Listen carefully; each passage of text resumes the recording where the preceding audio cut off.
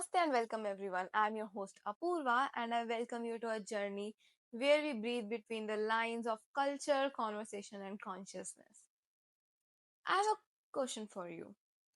Have you ever said a mantra without knowing what it means? Or have you ever read a quote without knowing or without feeling the power of what it could be? I bet you have, and that's where the translation gets lost.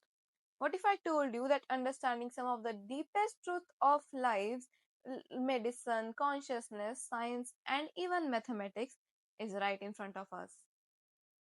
It's shocking news, right? But that's Sanskrit, or as it is beautifully said and written in its language, Sanskritam. Often called the mother of all languages, Sanskrit is not just a means of communication. It's a vibration, a science, and for many, a forgotten legacy. So, today, let's talk about what we lost and how we can still remember. Let's start at the roots. How old do you think Sanskrit is? 3000 years? Maybe 3500 years? Well, oral traditions of Sanskrit may go back to 4000 plus years. The Rig Veda, one of the oldest texts ever written, was composed in Vedic Sanskrit around 1500 BC, I would say. But before it was even written, it was transmitted verbally, word to word, breath to breath, and from teacher to student without any typos. Mind me, without any typos, because oral transmission was a system that was practiced in India and in a lot of cultures for that matter. And this might upset you because it did upset me. Over 95% of Sanskrit language is untranslated. Yes, you heard it right. Over 95%, that's a huge amount of books, manuscripts, and a lot of literature that has been left untouched for centuries. Or even if it has been translated, it was done very poorly that the depth was lost. And these aren't just religious texts, they cover topics from everything, be it Ayurveda, be it mathematics, be it science, astronomy, cosmology, law, logic, ethics, everything you can think of. Even architecture is there, which is called Vastu Shastra in Sanskrit. And yes, India knew about zero, infinity, and even trigonometry before the rest of the world. But why we didn't know about it? Because the language was lost. We lost the key to access the most important thing, the text in which it is stored, and we lost the knowledge, the preserved knowledge, and now it's fading away even more. So I want you to ask yourself, what would it mean if we found an ancient Indian medical text that could heal chronic disease? But guess what? This situation is not hypothetical. That is a reality. There are a lot of texts out there, but we just don't know how to translate it. And even Dr. Subhash Kak, a well-known Sanskrit scholar and AI researcher, said that the neglect of Sanskrit has led to the neglect of a lot of Indian sciences. The intellectual traditions of India is stored in Sanskrit, and that we have barely scratched it. So the knowledge is there. We just are not looking towards it, or we choose not to. Now let's geek out a bit because Sanskrit is not just beautiful. It is engineered like a machine. 49 letters, each perfectly categorized based on where the sound originates, be it throat, be it palate, or be it lips. Every word is built from root, syllables, or dhatus, each carrying deep meaning, and each word you say, it's phonetic, it's logical, and it's mathematically structured. Don't believe me? Listen to this quote from a NASA scientist in called Rick Briggs in 1985. He said, Sanskrit is the only language known which is suitable for natural language processing in the machines or computers due to its grammar's mathematical precision. And that's shocking because that's not what I say or we think. That's a NASA scientist saying. And it's a language that was born a thousand of years before even we know electricity. And it is considered suitable for artificial intelligence. How amazing is that? But how sad is it that we call it a dead language?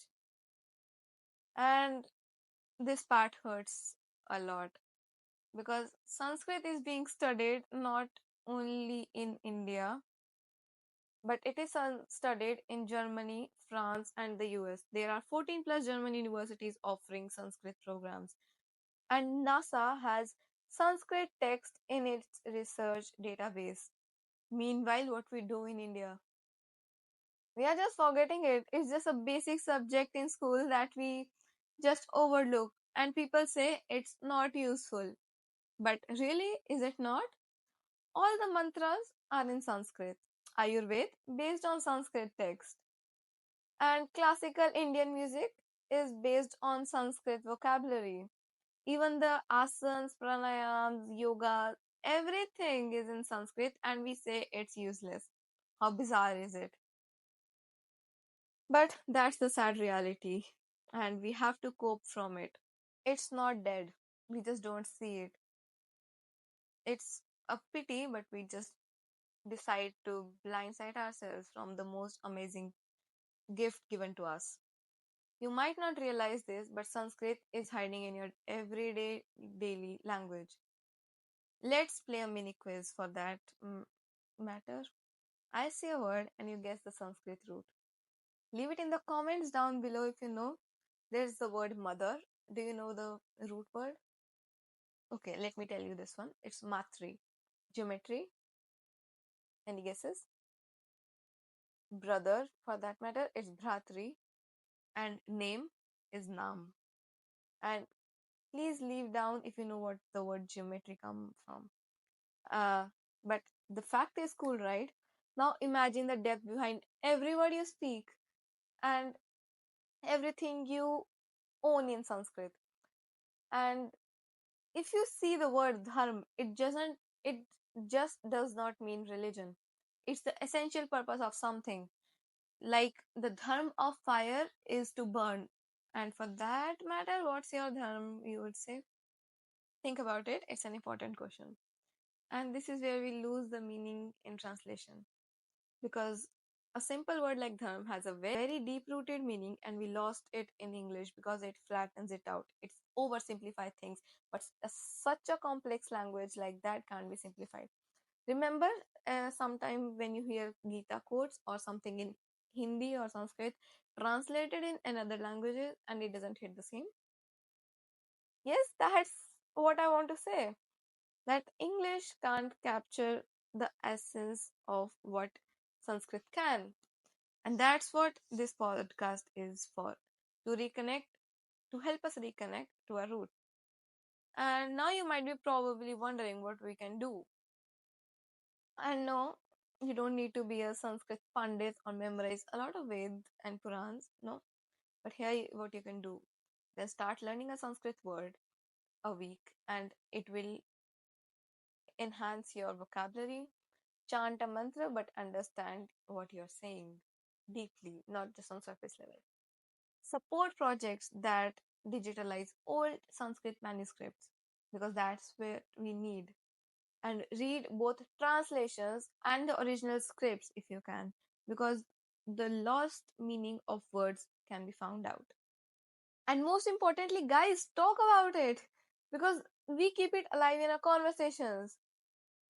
Because when we reconnect with our language, the world will do the same. And Sanskrit isn't about nostalgia, it's about reclaiming the identity and unlocking the untapped wisdom. And on that note, I would like to quote Swami Vivekananda's phrase or a line that says Sanskrit is the mother language of all Indian and European languages. The whole of human intellect resides in its literature. And what do? We choose silence over it.